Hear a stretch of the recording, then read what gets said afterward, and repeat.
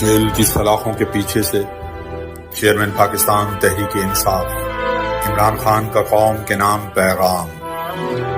اٹک jail کے چند ابتدائی ایام میرے لیے کسی قدر دشوار رہے کیونکہ میرے سر کے عین اوپر تیز روشنی تھی، پھر مجھے بیٹھنے یا لیٹنے کے لیے بھی محض فرش ہی میسر تھا، جہاں رات کو میرے جسم پر کیڑے مکوڑے رینگتے جبکہ دن بھر مکھیاں بھن بھناتی رہتی۔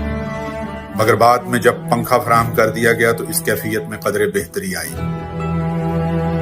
قید میں اب تک گزرنے والے 9 ہفتوں کے اپنے شخصیت پر اثرات کا احوال آپ کے سامنے رکھوں تو رب العزت کے بے پایاں شکر کے ساتھ میں خود کو روحانی، ذہنی اور جسمانی طور پر اس دن سے کہیں بڑھ کر صحت مند اور توانا پاتا ہوں جس روز مجھے قید میں ڈالا گیا۔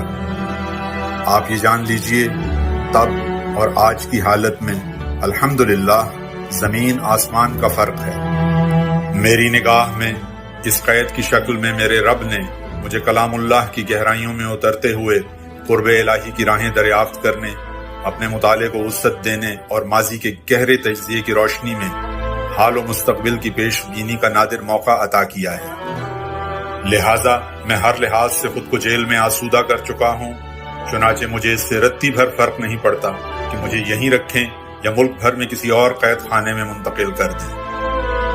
جیل میں کوئی شے مجھے واقعتاً پریشان کرتی ہے تو وہ جیلوں میں ڈالے گئے اپنے بے گناہ کارکنان کی سلامتی، ان کے اہل خانہ کی مشکلات اور بہبود کا احساس ہے جو ہمیشہ میرے دامنگیر رہتا ہے۔ جیل میں ملاقات کے لیے آنے والے وکلا ہی میرے لیے احوال سے آگاہی کا واحد وسیلہ ہیں۔ میرے پاکستانیوں، ہمیشہ یاد رکھو کہ انتخاب ہمارا دستوری حق ہے اور ملک کی بقا و ترقی کا واحد راستہ ہے۔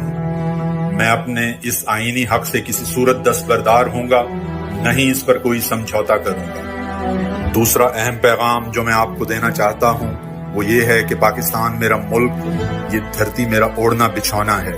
میں کسی طور اپنا وطن نہیں چھوڑوں گا۔ خوف و ترغیبات کی آندھیاں چلا کر ملک چھوڑنے کا سوال اٹھانے والے بتائیں کہ میں اپنا وطن کیوں چھوڑوں۔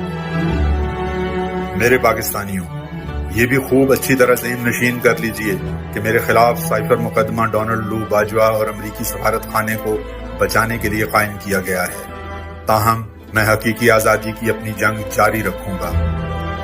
آپ نے بھی میری اور پاکستان کی لڑائی لڑتے رہنا ہے۔ آپ نے نہ ڈرنا ہے، نہ جھکنا ہے، نہ مایوس ہونا ہے، نہ گھبرانا ہے اور نہ ہی خاموش ہونا ہے۔ رب العزت ہمیں ضرور سرخرو کریں گے انشاءاللہ۔